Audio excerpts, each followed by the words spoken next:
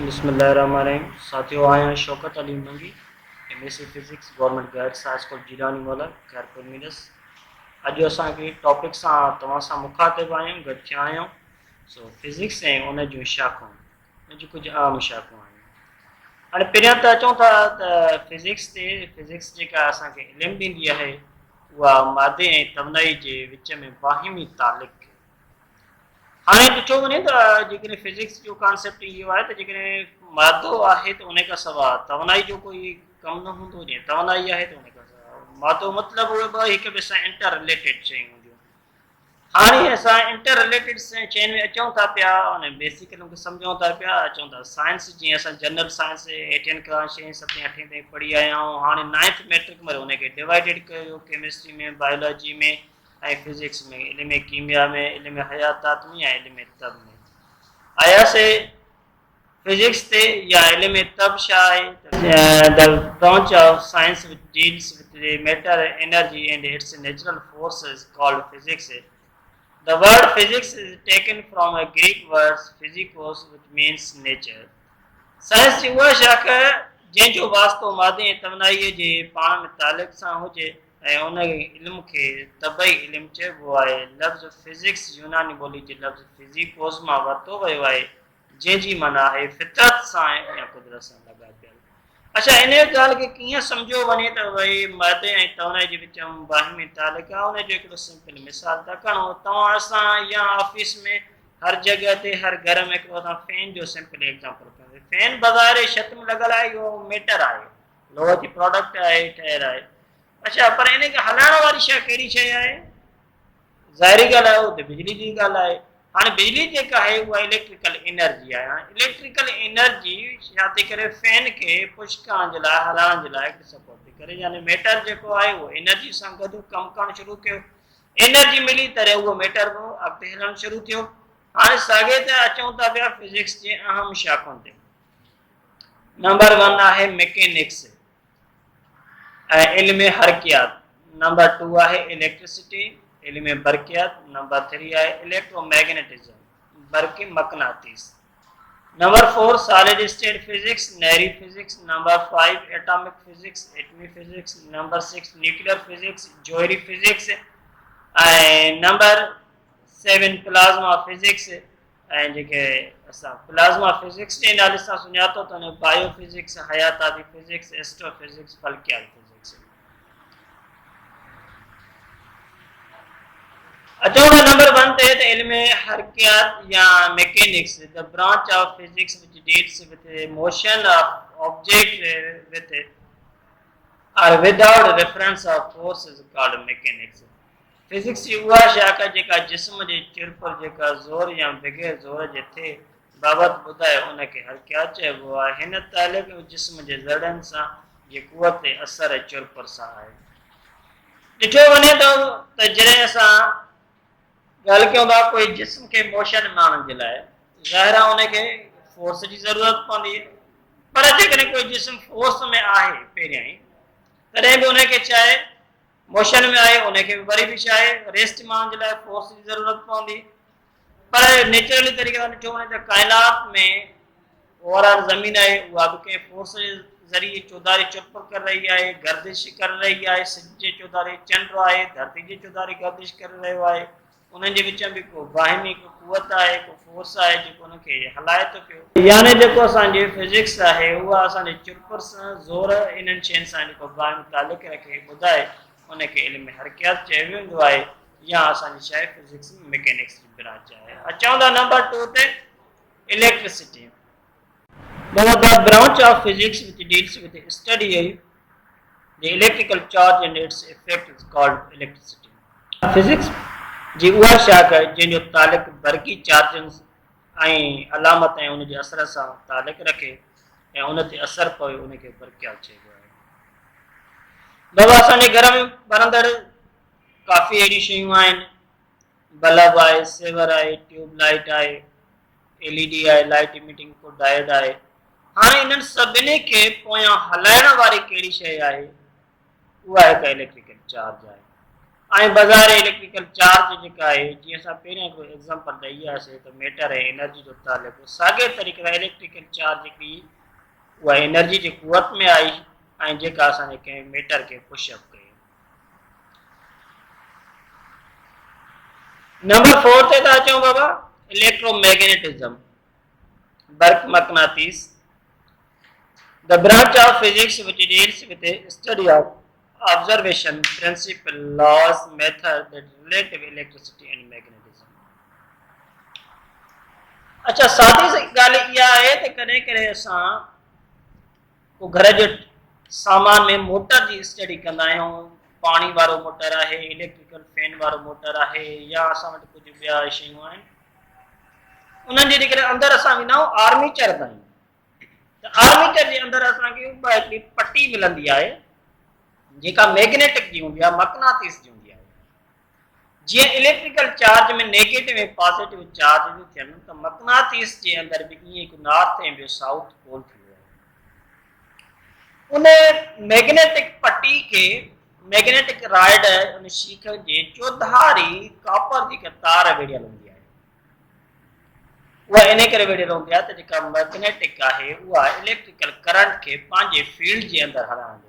अगरि अदरवाइज़ जेकॾहिं उहो करंट ॿाहिरि निकिरी वियो त उहो असांखे, जीअं सिंधी में चवंदा न बाबा, अर्थ जो सबबु बणिबो आहे। त मैग्नेटिक ऐं इलेक्ट्रोमैग्नेटिज्म मिली करे असांखे उहा स्टडी ॾींदा आहिनि त बरक़ी ऐं मक़नातीसी जेका तवनाई आहे, बरक़ी ऐं मक़नातीसी जेको कमु आहे उहो गॾियल हूंदो आहे ऐं उहो असांखे कंहिं इलेक्ट्रिकल मोड या उन करंट ऐं उन सर्किट जे अंदरि कमु ॾींदो आहे।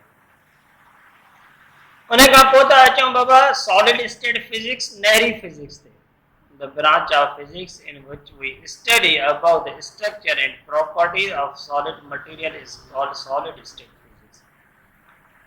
फिजिक्स जी उहा शाख जंहिंमें मादे जी बनावट ऐं ख़ासियतुनि जो मुतालियो कयो वियो उनखे नहरी फिजिक्स चयो वेंदो आहे। हाणे अचूं था बाबा एटॉमिक फिजिक्स ते, the branch of physics which deals with the study structure property of atoms called atomic physics. Physics जी उहा शाख जेका एटम जे बनावट ऐं ख़ासियतुनि सां वास्तो रखे उनखे एटमी फिजिक्स चइबो आहे। एटम बाबा छा आहे?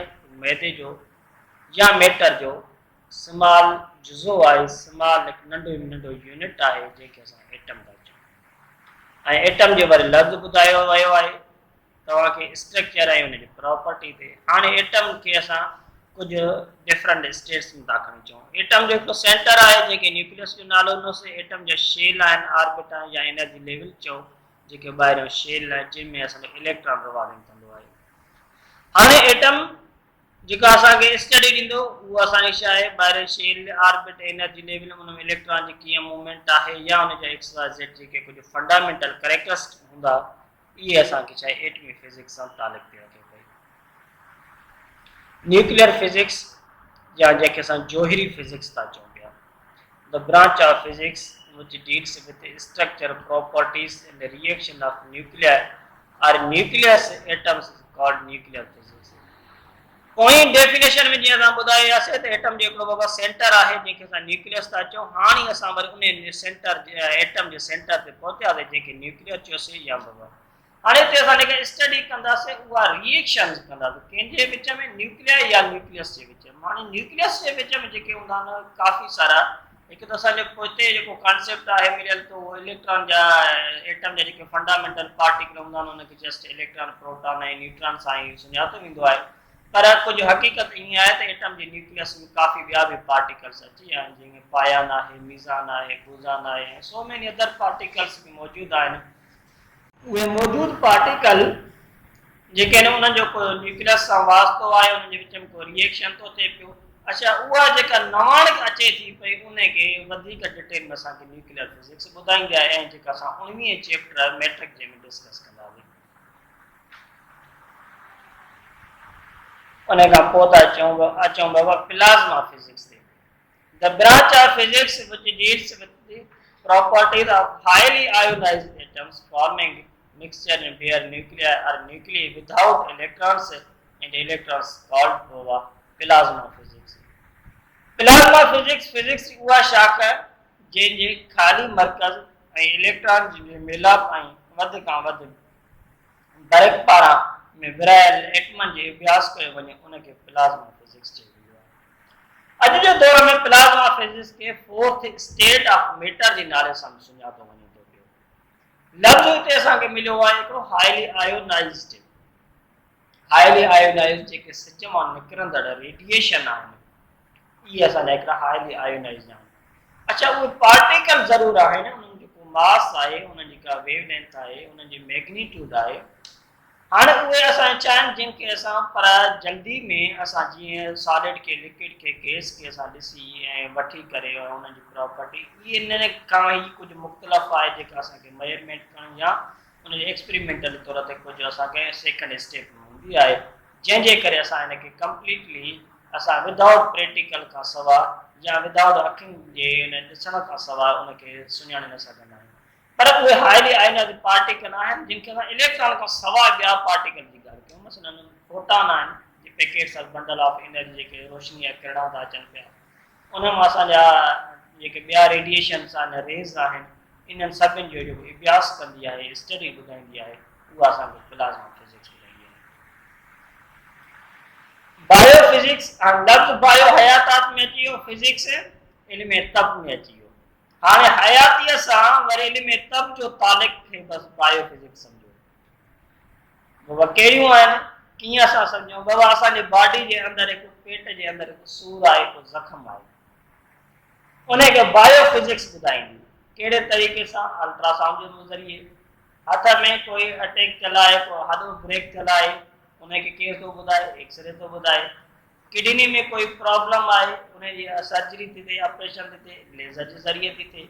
हाणे इहे जेके असांजी एप्लीकेशन्स आहिनि कुझु जेके इंसान जे लाइफ सां तालिक़ थियूं रखनि। हाणे लाइफ जेका आहे साह खणण थियो, असांजा ऑर्गन थिया, असांजा उज़वा थिया, सिस्टम खे हलाइण चलाइण शयूं थियूं।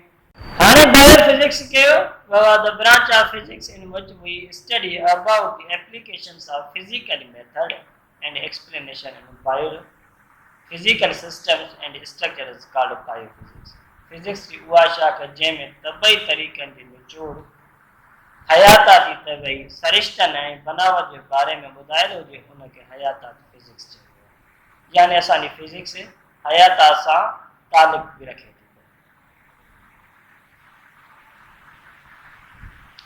आयासीं बाबा एस्ट्रोफिजिक्स ते जंहिंखे इल्म फल्कियाती चयो वेंदो आहे या फल्कियाती फिजिक्स जे नाले सां सुञातो वेंदो आहे। बाबा तव्हां असां इन धरती ते रहूं था, इहो धरती हिकिड़ो को सयारो आहे जेको कंहिं सिज जे चौधारी कंहिं सितारे जे चौधारी स्टार जे चौधारी रवालिंग थो करे पियो।